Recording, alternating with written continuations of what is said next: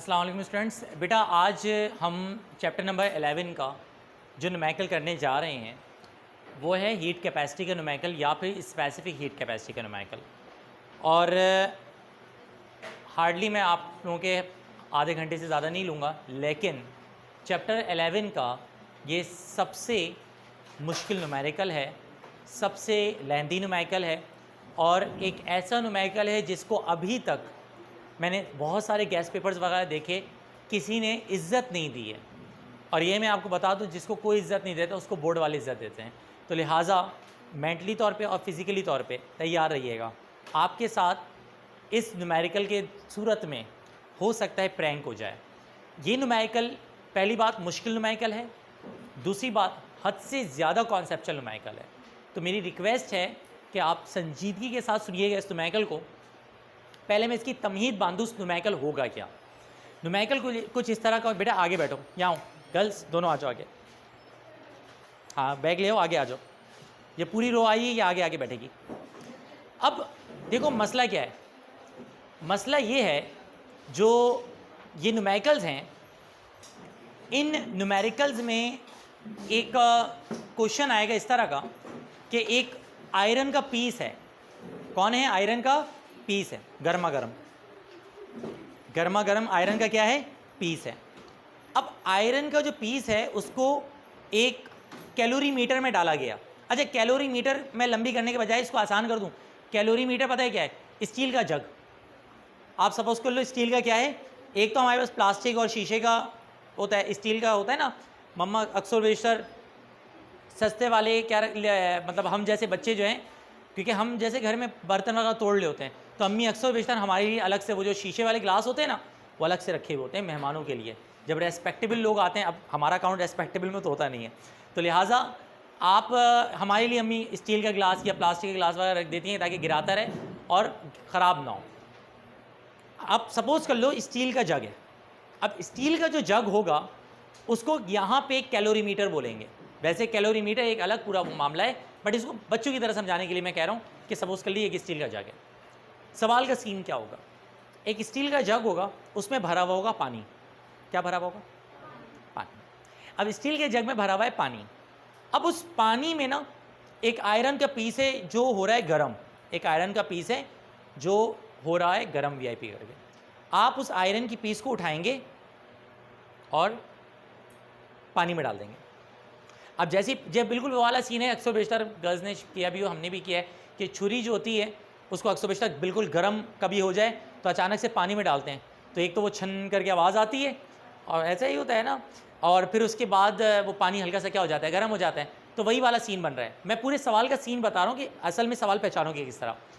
एक कैलोरीमीटर होगा, उसमें पानी भरा हुआ होगा, और कैलोरीमीटर में जो पानी भरा हुआ होगा एक आयरन का टनाटन पीस होगा, गर्मा गर्म, जो गर्म हो रहा होगा। उस आयरन की पीस को उठाएंगे और उस आयरन की पीस को उठा के उस पानी में डाल देंगे। अब जब उसको पानी में डालेंगे तो पहले तो वही होगा, छन करके आवाज़ आएगी, और उसके बाद अब ग्रेजुअली तौर पे जो आयरन का पीस है वो क्या हो रहा होगा? ठंडा हो रहा होगा, क्योंकि पानी में गया है ना वो, तो पानी में जाने की वजह से आयरन का पीस क्या हो रहा होगा?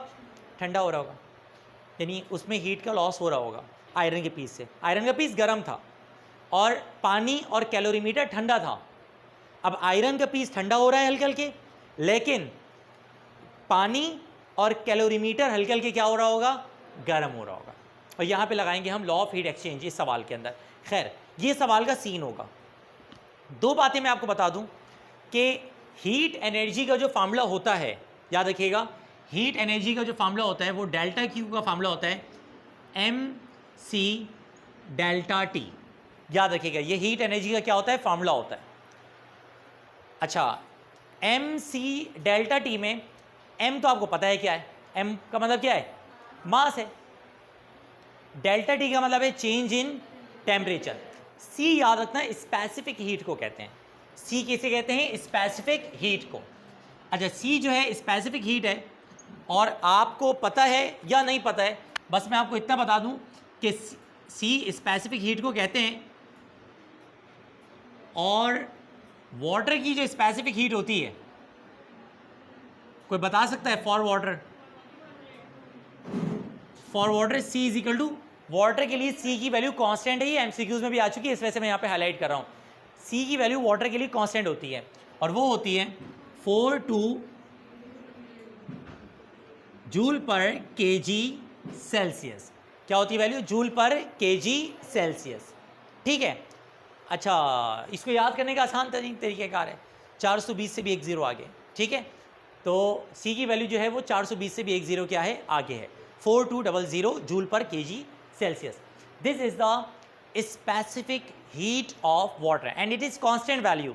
वैसे आपस की बात बताऊँ, ये गिवन होगी पेपर में, लेकिन मतलब हो सकता है गिवन ना हो, तो आप एहतियातन याद कर लो, एमसीक्यूज़ के लिए तो वैसे भी याद करनी है। यहाँ जो हम अप्लाई करेंगे वो अप्लाई करेंगे लॉ ऑफ हीट एक्सचेंज। क्या अप्लाई करेंगे? लॉ ऑफ हीट एक्सचेंज आप लोगों ने मैट्रिक क्लास में पढ़ा होगा, और मैट्रिक क्लास तो आप लोग इतनी अच्छी पढ़ के आ रहे हो, तो लिहाजा बताओ ना लॉ ऑफ हीट एक्सचेंज क्या होता है?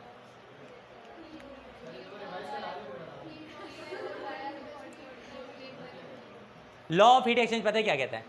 Heat lost by the hot body is equal to the heat gain by the cold body. ये लॉ ऑफ हीट, ये एक तरफ से जितना लॉस होता है उतना दूसरी तरफ से क्या होता है, गेन होता है। ये ओवरऑल सिनेरियो होता है लॉ ऑफ हीट एक्सचेंज का। अब पहले मैं अभी तक न्यूमेरिकल मैंने अभी तक स्टार्ट भी नहीं कराया है, मैंने आपको 2-3 बातें बताई हैं। पहली बात मैंने बताई न्यूमेरिकल की पहचान, दूसरी बात मैंने आपको बताई है कि ये जो थोड़ी बहुत बातें बताएंगे। ठीक है, अब आप तमाम बच्चे हीट कैपेसिटी के न्यूमेरिकल्स पे आ जाएं। ये हीट कैपेसिटी के 2 न्यूमेरिकल्स दिए हुए, पेज नंबर 14 पे दिए हुए। हीट कैपेसिटी के जो न्यूमेरिकल्स, 2 न्यूमेरिकल्स हैं, सिर्फ और सिर्फ हीट कैपेसिटी के 2 न्यूमेरिकल्स हैं, और पेज नंबर किस पे दिए हुए? 14 पे, 14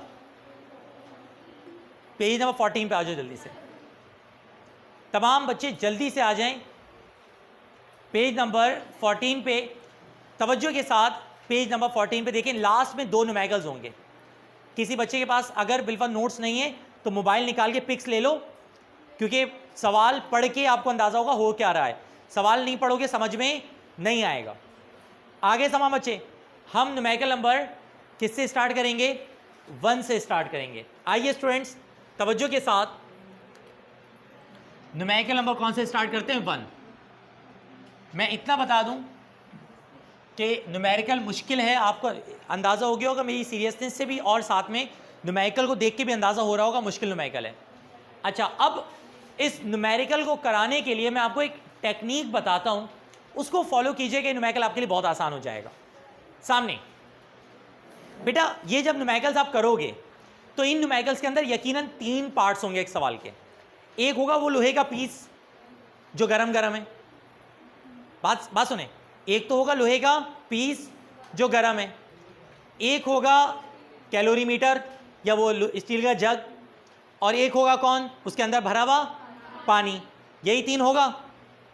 फिर से सुनो, आपके पास एक क्या होगा?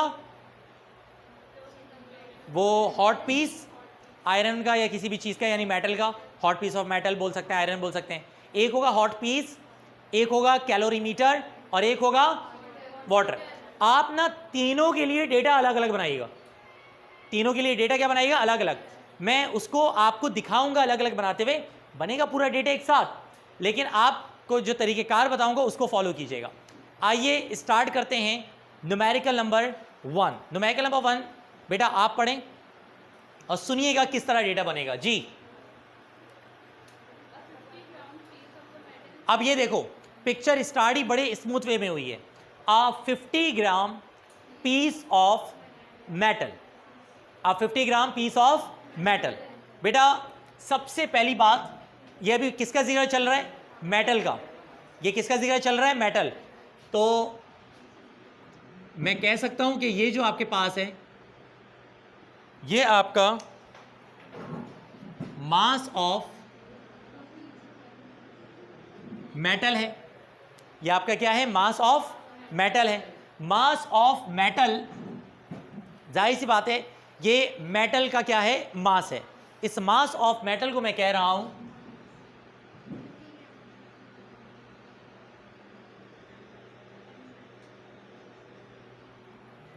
ठीक है, मास ऑफ मेटल को मैंने क्या कह दिया? m1। एक काम करता हूं, मास ऑफ मेटल को मैं m1 के बजाय मैं mm कह दे रहा हूं, mm, ताकि रिप्रेजेंट करने में और ज़्यादा क्या हो? आसानी हो। तो मास ऑफ मेटल मतलब एम एम, ठीक है, क्लियर हो गया, आगे बढ़ो। Is heated to 100, is heated to 100 degree Celsius, यानी ये 100 डिग्री सेल्सियस पे गर्म हुआ है, इज हीटेड टू। अब ये देखें, ये आपके पास इनिशियल, ये पीछे से कौन सी आवाज़ें जो आए जा रही है, ख़त्म नहीं हो रही है, क्या कह रहे हो बेटा? नहीं हिलाना अब दोबारा से, अब नहीं हिलनी चाहिए, बहुत प्यार मोहब्बत से और अदब से बोल रहा हूँ, ठीक है। Initial temperature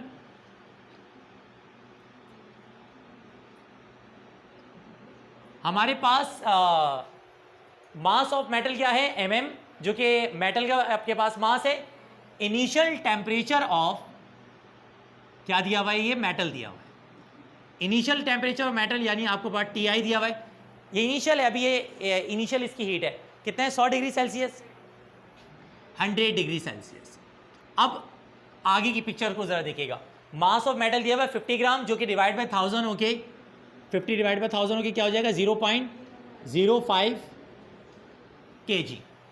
mass of metal हो गया, इनिशियल टेम्परेचर ऑफ क्या हो गया? मेटल हो गया, ठीक है। आगे बढ़ें,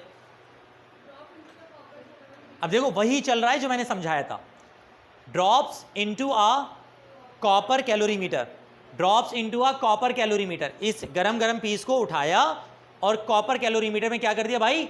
डाल दिया। अब वही हो रहा, जैसे ही इसको डालेंगे, जैसे ही इसको डालेंगे तो यकीनन, अच्छा फार्मूला जहन में रखना, 3 चीज़ें हैं फार्मूले में, M C delta T, M C delta T. हो क्या रहा है? एम का जिक्र हो गया है, टी का जिक्र अभी हो गया है, टी एफ का जिक्र बाकी है, लेकिन अभी सी का जिक्र नहीं हुआ, लिहाजा एक लाइन, ये देखो एक लाइन और 2 लाइन मैंने छोड़ दी, और यहाँ पे हमारे पास अब स्टार्ट हो रहा है, ठीक है। सवाल वो पढ़ो ज़रा स्टार्ट से। बेटा इसको नीचे रख लो, उंगली पकड़ाई ना तो गले मत लगो मेरे, 1 मिनट में सीधा कर सकता हूँ, तो इज्जत के साथ बैठो, बहुत प्यार से बोल रहा हूँ जी।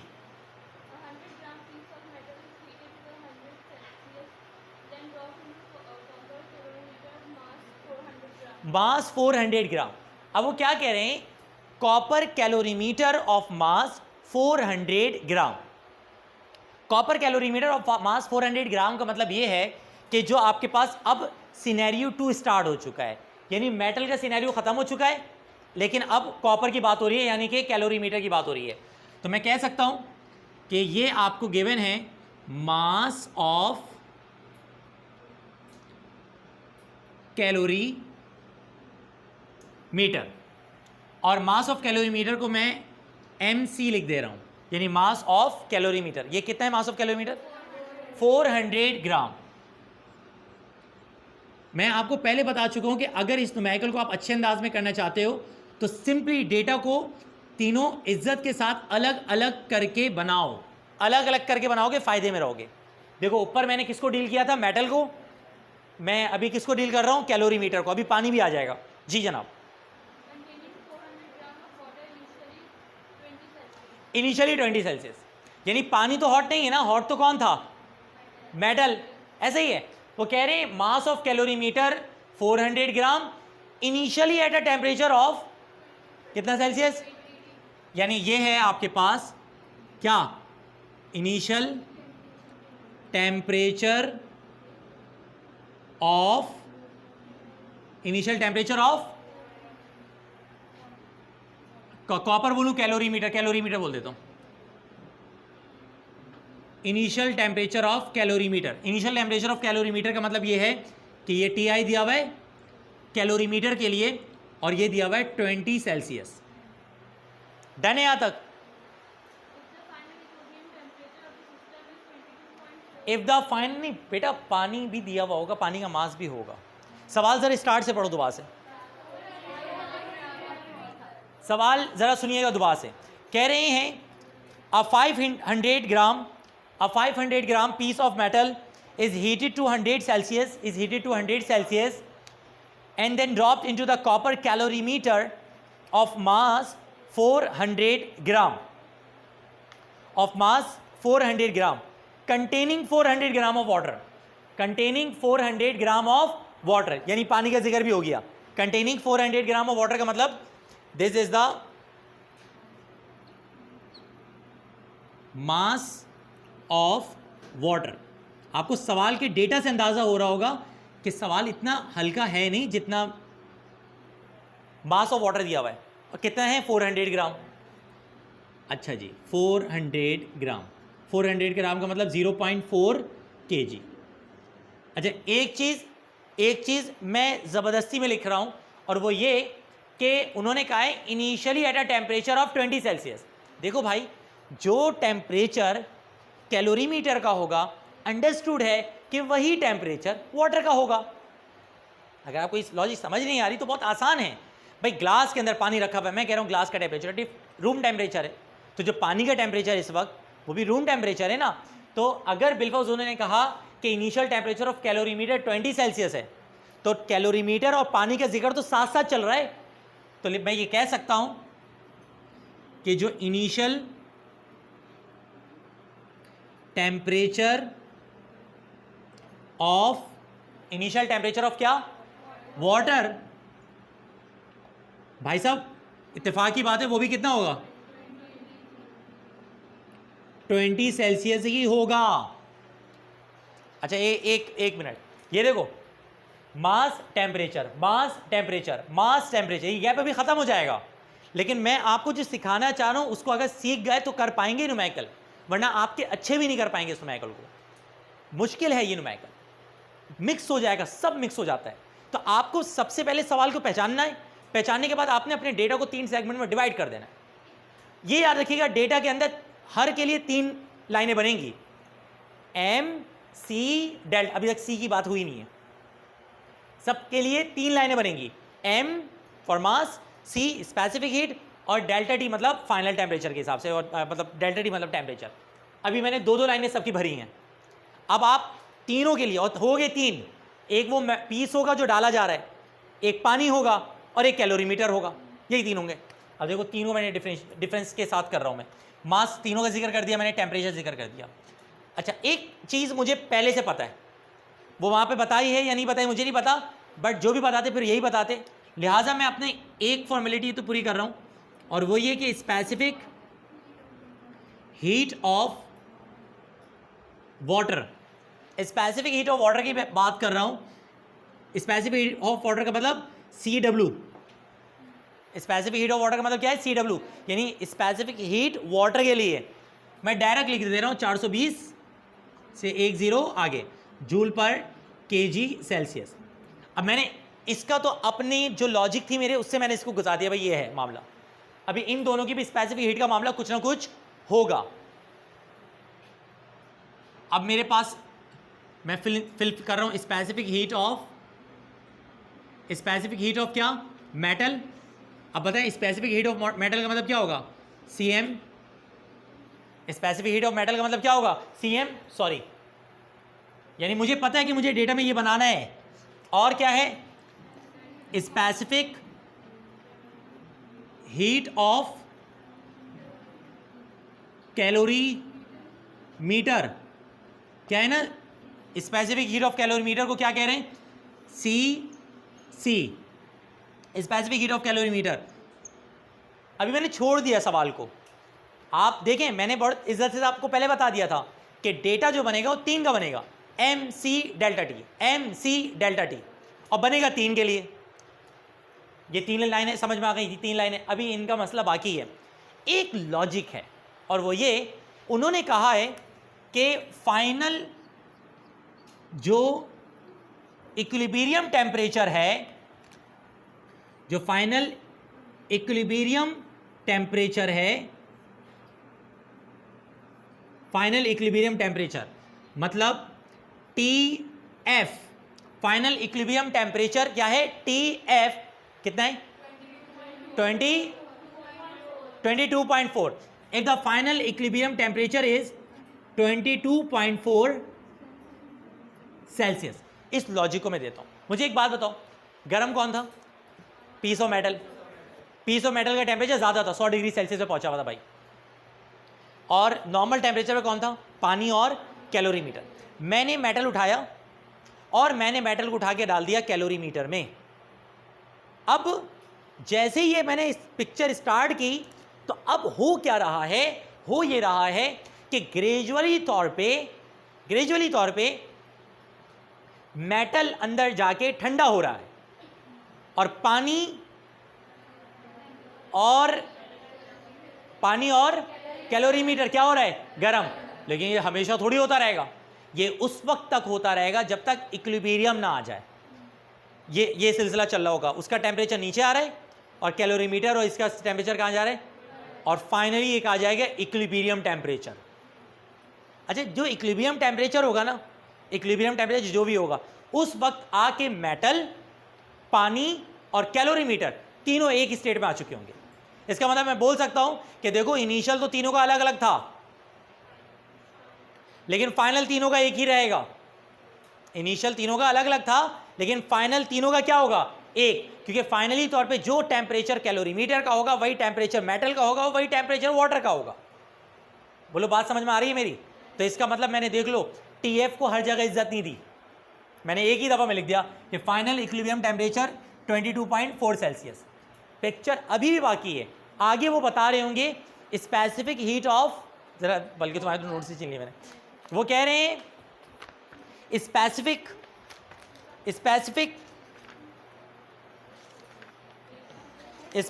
हीट ऑफ बताओ जरा, दिया होगा कॉपर इज गिवन, कॉपर के है, वो कह रहे हैं स्पेसिफिक हीट ऑफ कॉपर। अब कॉपर कौन है, कैलोरीमीटर है, specific heat of copper is, ये देखें 386, बस पूरा 386 जूल पर केजी सेल्सियस, केल्विन सेल्सियस एक ही बात होती है, 386 जूल पर केजी केल्विन। आगे अब मैं बताऊं कंफर्म वो क्या बोल रहे होंगे calculate the specific heat of metal, क्योंकि एंड में बजी यही है बस, calculate the specific heat of metal. अब मैं पूरा सवाल अपने लफ्जों में पढ़ रहा हूं और डेटा देखो, मैंने आपके खातिर 3-3 सेगमेंट में इस वजह से बनाया ताकि आपको समझ आए कि टीचर बताना क्या चाह रहा था। सुनो मेरी बात, अब मुझे पूरा सवाल याद हो गया, मैं पूरा सवाल आपको समझाता हूं। सवाल क्या है, वो कह रहे हैं a 50 gram piece of metal, a 50 gram piece of metal initially at a temperature of 100 degrees Celsius dropped in a calorimeter of mass 400 gram containing 400 gram of water and 400 gram of water at a temperature of 20 Celsius, at a temperature of 20 Celsius. If the final equilibrium temperature is 22.4, then find the specific heat of metal given specific heat of calorimeter is equal to this. ये है सवाल, और इस सवाल का मैंने data देखें आपको कितने आराम से समझाया है कि अगर आप मेरी इस टेक्निक को समझ गए होंगे ना, आप डेटा बनाने से पहले पूरी यहाँ पे लाइन से वो बना लेंगे, टक टक टक, ये भाई 9 लाइन है, ये बनाएंगे और उसके बाद आप फिर मारेंगे ये इतना गिवन है, ये इतना गिवन है, ये इतना गिवन है। बात समझ में आ गई? यानी मैं अगर आपकी जगह स्टूडेंट होता ना तो मैं डेटा नहीं बनाता, क्योंकि पढ़ के डेटा बनाना भी एक अजाब है कि क्या दिया हुआ है। आपको ये याद होना चाहिए 1 2 3 1 2 3 1 2 3 और फिर ये फाइनल इक्विलिब्रियम टेम्परेचर एक जैसा आएगा। यानी 10 लाइनों पे मुश्तमिल डेटा है और 10 की 10 लाइनें जो हैं वो सिंपल हैं।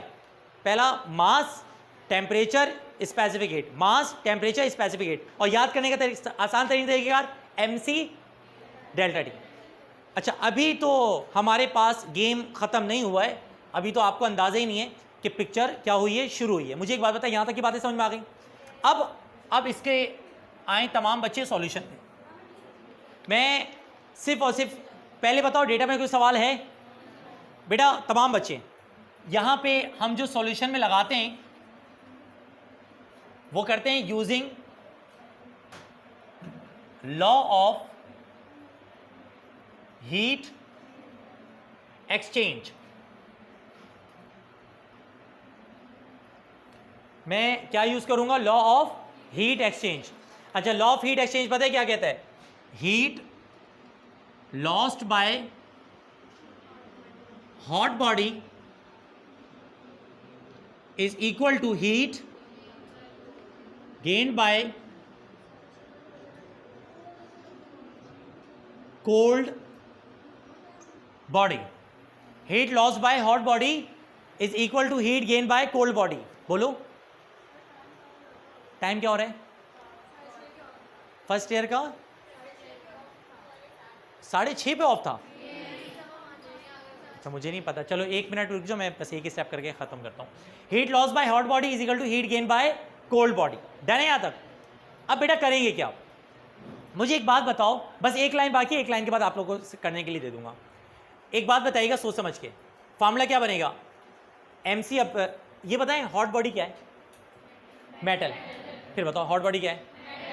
कोल्ड बॉडी कौन थी? हीट का लॉस किसने किया? मेटल ने किया। हीट का लॉस किसने किया और हीट का गेन किसने किया? ये देखें यहां पे क्या आएगा, हीट लॉस की साइड पे मेटल MC डेल्टा टी, यही आएगा। उधर आओ हीट गेन वाले पे MC